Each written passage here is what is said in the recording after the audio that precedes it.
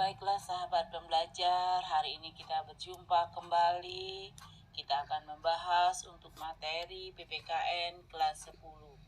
Kita akan membahas mengenai bab 3 sekarang dengan judul Kewenangan Lembaga-Lembaga Negara menurut Undang-Undang Dasar Negara Republik Indonesia tahun 1945. Ada 4 sub pokok bahasan yang akan kita bahas saat ini, yaitu yang nomor 1, suprastruktur dan infrastruktur politik di Indonesia. 2, lembaga-lembaga negara menurut Undang-Undang Dasar Negara Republik Indonesia tahun 1945. 3, tata kelola pemerintahan yang baik.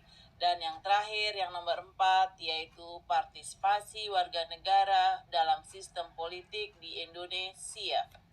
Yang A, suprastruktur dan infrastruktur politik.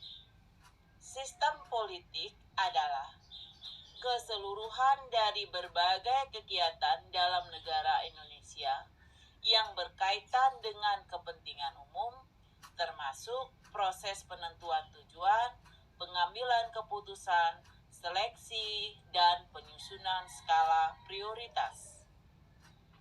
Sistem politik menghasilkan output berupa kebijakan-kebijakan negara yang bersifat mengikat kepada seluruh masyarakat negara tersebut. Ada 4 ciri khas dari sistem politik yang membedakan dengan sistem sosial yang lain, yaitu A, daya jangkauan universal meliputi semua anggota masyarakat. B, adanya kontrol yang bersifat mutlak terhadap pemakaian kekerasan fisik. C, hak membuat keputusan-keputusan yang mengikat dan diterima secara sah. Dan D, keputusan yang bersifat otoritatif, artinya mempunyai kekuasaan yang utuh. Pertama, suprastruktur politik adalah struktur politik pemerintahan yang berkaitan dengan lembaga-lembaga negara serta hubungan kekuasaan antara lembaga satu dengan lembaga lainnya. Atau gambaran pemerintahan dalam arti luas yang terdiri dari lembaga-lembaga negara yang tugas dan peranannya diatur dalam konstitusi negara dan peraturan perundang-undangan lainnya, seperti contoh. Yang pertama, MPR, Majelis Permusyawaratan Rakyat. Yang kedua, DPR, Dewan Perwakilan Rakyat. Yang ketiga, DPD, Dewan Perwakilan Daerah. Keempat, Presiden. Kelima, MA atau Mahkamah Agung. Keenam, MK, Mahkamah Konstitusi. Ketujuh, BPK, Badan Pemeriksa Keuangan. Dan yang terakhir, KY, Komisi Yudisial. Yang kedua, infrastruktur politik adalah kelompok-kelompok kekuatan politik dalam masyarakat yang turut berpartisipasi secara aktif. Atau bisa dikatakan juga, kelompok-kelompok ini dapat berperan menjadi pelaku politik yang tidak formal untuk turut serta dalam membentuk kebijakan negara. Infrastruktur politik di Indonesia meliputi keseluruhan kebutuhan yang diperlakukan dalam bidang politik dalam rangka pelaksanaan tugas-tugas yang berkaitan dengan proses pemerintahan negara. Pada dasarnya, organisasi-organisasi yang tidak termasuk di dalam birokrasi pemerintahan merupakan kekuatan infrastruktur politik. Dengan kata lain, bahwa setiap organisasi non-pemerintahan termasuk kekuatan infrastruktur politik.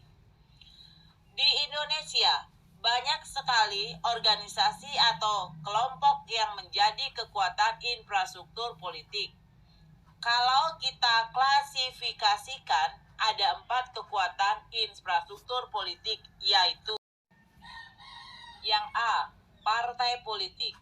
Partai politik adalah organisasi politik yang dibentuk oleh sekelompok warga negara Indonesia secara sukarela atas dasar persamaan kehendak dan cita-cita untuk memperjuangkan kepentingan anggota masyarakat, bangsa, dan negara melalui pemilihan umum.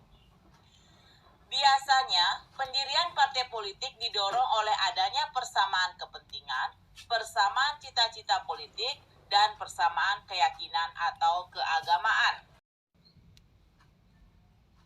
Yang B, kelompok kepentingan atau bisa juga disebut dengan interest group adalah sekelompok yang mempunyai kepentingan terhadap kebijakan politik negara.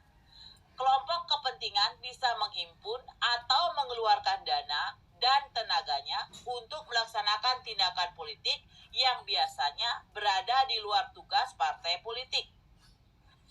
Seringkali kelompok ini bergandengan erat dengan salah satu partai politik dan keberadaannya bersifat independen atau mandiri. Untuk mewujudkan tujuannya, tidak menutup kemungkinan kelompok kepentingan dapat melakukan negosiasi dan mencari dukungan masyarakat, perseorangan, atau kelompok masyarakat. Contoh dari kelompok kepentingan adalah elit politik, pembayar pajak, sertifikat dagang, lembaga swadaya masyarakat atau LSM, serikat buruh, dan sebagainya. Yang C, kelompok penekan atau biasa disebut juga dengan pressure group, yaitu kelompok yang bertujuan mengupayakan atau memperjuangkan keputusan politik yang berupa undang-undang atau kebijakan politik yang dikeluarkan pemerintah sesuai dengan kepentingan dan keinginan kelompok mereka. Kelompok ini biasanya tampil di depan dengan berbagai cara untuk menciptakan pendapat umum yang mendukung keinginan kelompok mereka. Misalnya dengan cara berdemonstrasi, melakukan aksi mogok, dan sebagainya. Yang D, media komunikasi politik yaitu sarana atau alat komunikasi yang dalam proses penyampaian informasi dan pendapat politik secara tidak langsung baik terhadap pemerintah maupun terhadap masyarakat pada umumnya. Sarana media komunikasi ini antara lain adalah media cetak seperti koran, majalah, buletin, brosur, tabloid, dan sebagainya. Sedangkan media elektronik seperti televisi, radio, internet, dan sebagainya. Media komunikasi diharapkan mampu mengolah, mengedarkan informasi, bahkan mencari aspirasi atau pendapat sebagai berita politik. Baiklah sahabat pembelajar, demikian dulu untuk materi yang nomor A. Kita akan lanjutkan kembali untuk materi yang B. Semoga bermanfaat bagi kita semua. Sampai jumpa dan terima kasih.